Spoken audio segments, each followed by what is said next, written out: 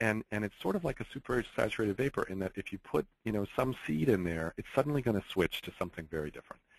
And so our prediction is that that is going to switch really through connectivity, and it's going to be a seed of change. We're going to go from information in computers, where you sort of look at the information on your handheld device, you look at the app, really to almost turning the sock inside out. It's going to be you, me, the environment, your products, your services, everything being in the information. When you hit that scale, we are talking unbounded complexity, and it's really a sea of information all around us.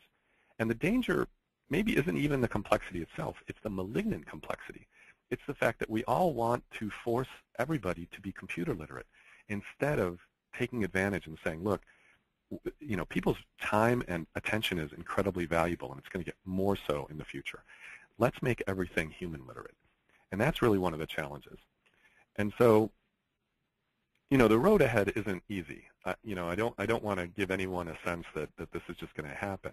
While we've done a lot of work and we've been able to see that there's a bigger mountain, there are dangers ahead. And I'm not going to spend a lot of time talking about the rocks or the zeppelins filled with hydrogen gas or anything like that. But I will say that there are maybe some big things that are going to go wrong and some big things that are going to go right. We might have a whole generation that loses their most precious memories, their child's first steps or first words or baby pictures of the wedding in what we would call a shoebox dark age, because we haven't really prepared for this.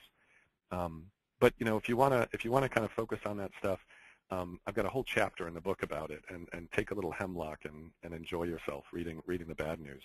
The rest of the book is actually all good news. And maybe my last point about the sort of dangers ahead, when we see things like cascading failures, I think 3 weeks ago I was in San Francisco, and United Airlines stopped all flights all over the world, and I was standing in SFO, and my phone was showing a white screen on United.com saying, we're experiencing technical difficulties. All the reception people behind the checkout counters had blue screens of death on their screens, and you couldn't take off anywhere in the world. And what came out was there was a cascading series of failures.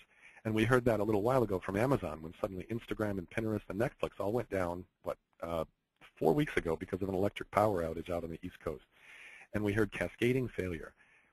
That could either be the last bugs working out of a perfect system, or it could be a canary in a coal mine. And we probably would say that there are some dangers ahead. And maybe more importantly, just to normal people. It used to be that you didn't wait very long to use things. You turned on a TV set and it worked. It wasn't rebooting or installing new things or getting updates. And the time between waiting, fixing, and using is almost flipping. And I think this is dangerous, and it's also an opportunity that can be